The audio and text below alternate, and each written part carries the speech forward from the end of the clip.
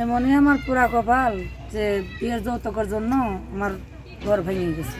মানে বিয়ের এখন দিনেই যদি- আপনার ঘর ভেঙে যায়? এখন যদি ভালো একটা ছেলে পাই, যদি আমার দেখে কারো পছন্দ হয়, বয়স দিয়ে কখনো বিয়ে হয়, 50, 60, 70 বছর বয়স যদি হয় তা আসসালামাইকুম দর্শক, আপনাদের প্রীতীয় শুভেচ্ছা জানিয়ে শুরু করছি আমাদের আজকের প্রতিবেদন।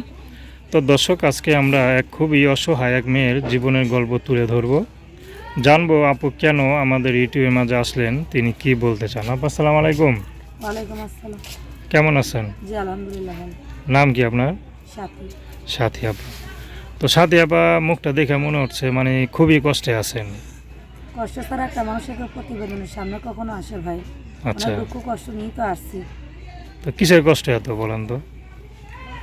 কিসের কষ্ট? মনে করেন গেলের আম্মুটা অসুস্থ, খুব দুঃখে কষ্ট দিন যাইতেছে। কাজ যেখানে কাজ করি ওখানে সেই লোক চলে গেছে কাজের লোক, যেখানে কাজ করতাম আচ্ছা, তারা ঢাকাতে চলে গেছে সেলাই মেশিনের কাম করতাম, এরা ঢাকাতে চলে গেছে। এখন কাজের কোনো সিস্টেম নাই, কোনো কিছু নাই, অনেক দুঃখ কষ্ট করে তো জীবন চলতেছে। তো আপনি কাজ করবেন কি বয়সে? তো বিয়ে শাদী করে ঘর সংসার করবেন, বিয়ে শাদী হয়েছিল? বিয়ে শাদী তো বসার তো সবারই ইচ্ছা থাকে, একটা মেয়ে হয়ে যখন জন্ম নিচ্ছি তো অবশ্যই বিয়ে শাদীর আশা আছে, কিন্তু ভালো একটা যদি ছেলে পাই, দেখে যদি পছন্দ করে তাহলে বিয়ে শাদী করবো। মানে এখনো বিয়ে শাদী করেন নাই? না, কারণটা কি? বিয়ে শাদী সব ঠিক হয়েছিল, যৌতুকের কারণে আর বিয়ে হয়নি। আচ্ছা আচ্ছা, মানে এর আগে মানে বিয়ে শাদী মানে সব ঠিকঠাক, কিন্তু যৌতুক দেওয়ার কারণে বিয়েটা হইতে পারে নাই। কি কি চাইছিল যৌতুক হিসাবে? মনে করেন বিয়ের সব কিছু ঠিক হয়েছিল, পরে বলছে যে যৌতুক লাগবে, তা আমার আম্মু অসুস্থ, যৌতুক দিব কোথায় থেকে? তারপরে আর বিয়ে আর হয়নি।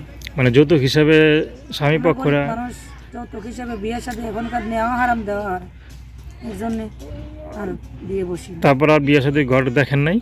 দেখেনই নাই। আচ্ছা, তো এখন যদি কেউ আপনাকে দেখে যদি ভালো লাগে, মায়া লাগে, কেউ যদি আপনাকে বিয়ে করতে চায়, করবেন?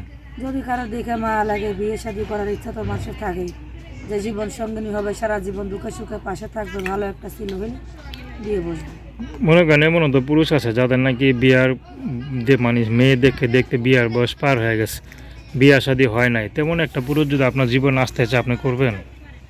বিয়ে শাদী ভাই এটা হচ্ছে ভাগ্যের ব্যাপার।